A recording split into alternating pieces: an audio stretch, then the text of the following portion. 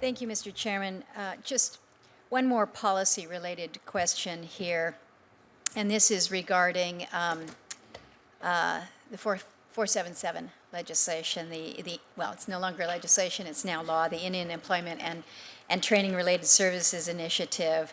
I think we all recognize what a great tool that was across Indian country to really streamline services and really help us do some leveraging.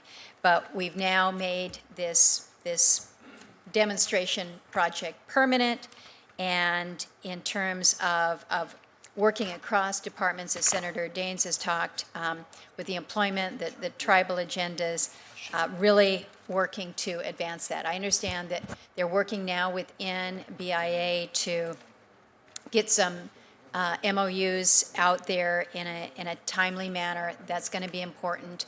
There's a process yet to get you firmly situated in this position for which you have been nominated. But my hope is that you will, once you are confirmed, work aggressively to work with these other departments to help educate them really about the benefits of this initiative. I think we recognize internally how those benefits play out, but in order to get everyone to work together well, it's going to require some education. So I don't know if you have thought through about what your plan might be to help facilitate that, but know that it's going to be an important one as we move forward. Thank you, Senator Murkowski.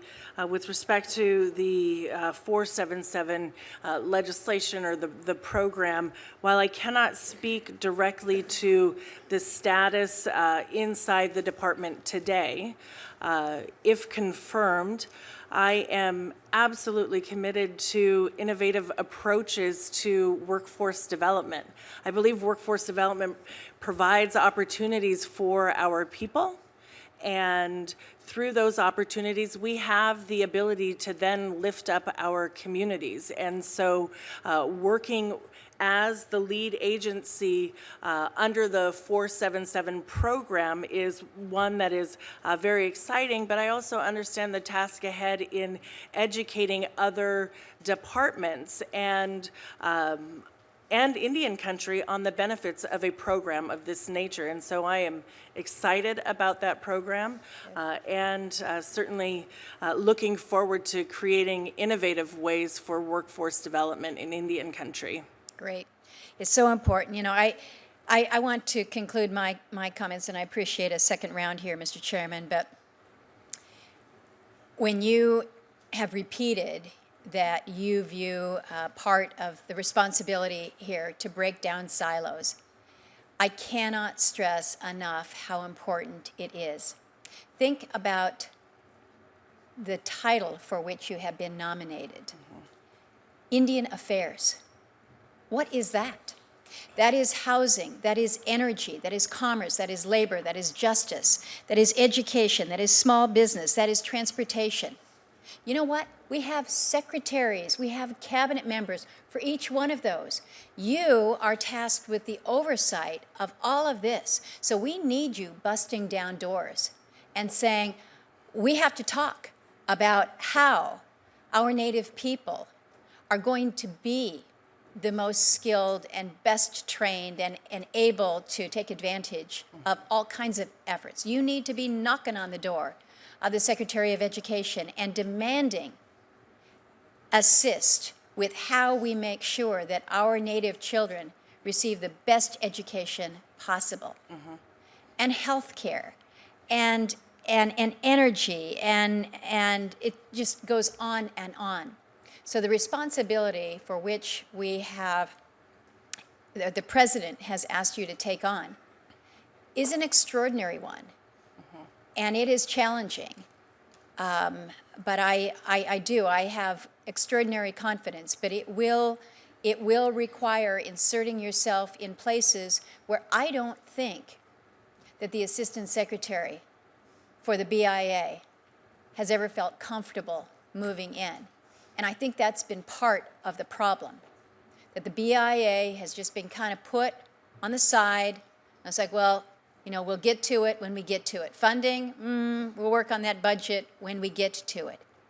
And so inserting yourself into these places so that it is clearly understood that this trust responsibility that we have for our Native peoples around this country is one that can't be traded away or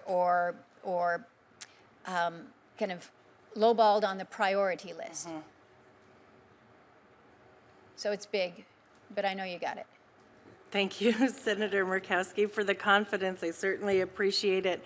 And I am up to that challenge. And for those who know me, know that I work with no fear, because fear has no place in the way that I conduct myself or in how I conduct myself in the business world. And so I am not afraid to kick doors down if I have to, or politely knock on that door, but I am persistent, and I have a vision for Indian country that is economic empowerment. So that includes breaking down those silos. It includes supporting sovereignty and the trust responsibility for Indian country and providing them with the policies, the procedures, and the tools to exercise their right to self-determination. Thank you. Thank you. Thank you, Mr. Chairman.